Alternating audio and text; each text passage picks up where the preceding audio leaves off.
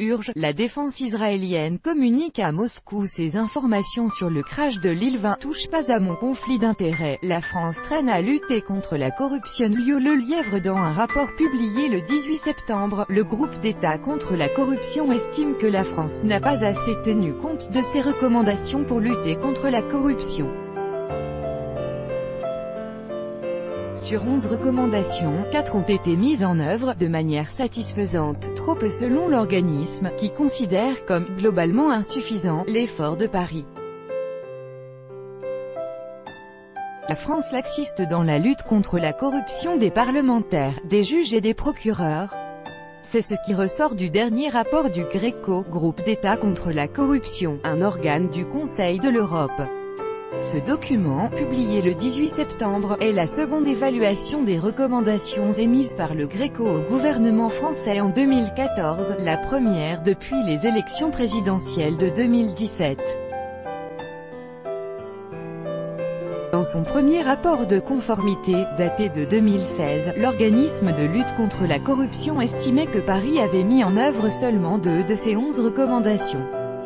Cette année, le GRECO a considéré que 2 recommandations supplémentaires avaient été mises en œuvre de manière satisfaisante et que la France était sur la bonne voie concernant 4 autres recommandations. Pour autant, cela n'a pas empêché l'organe du Conseil de l'Europe de juger, globalement insuffisant, le niveau actuel de conformité avec ses préconisations.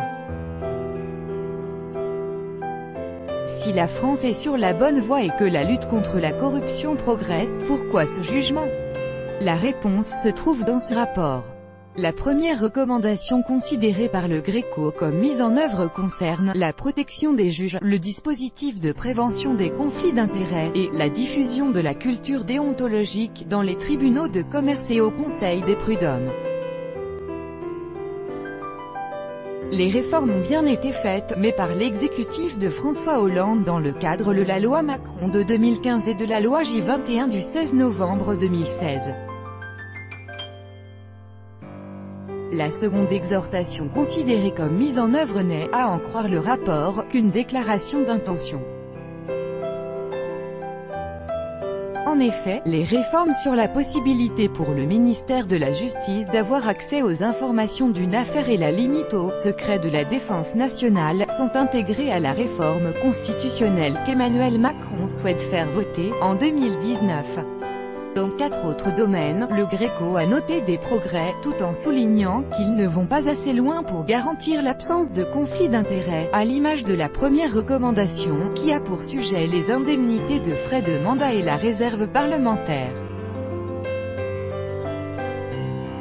Bien que le groupe d'État contre la corruption estime que le nouveau dispositif va dans le bon sens, il nuance en ajoutant qu'il ne garantit pas une transparence de ces frais.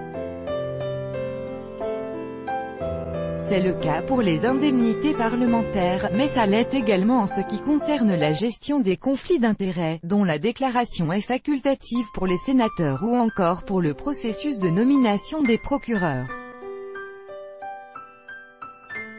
Le gouvernement français s'illustre par son mutisme et son impassibilité face à plusieurs autres recommandations, qu'il s'agisse de rendre publiques les déclarations de patrimoine des élus, de réglementer la remise de distinctions honorifiques aux juges ou de concentrer le pouvoir disciplinaire à l'égard des juges entre les mains du Conseil de la magistrature. Dans ces domaines, Paris n'a non seulement pas mis en œuvre ces réformes, elle n'a pas non plus jugé nécessaire de justifier cette absence de changement. Face à ces évolutions, le GRECO a exigé de la délégation française qu'elle lui remette un rapport sur les avancées en termes de lutte contre la corruption des juges, des procureurs et des parlementaires avant le 30 juin 2019.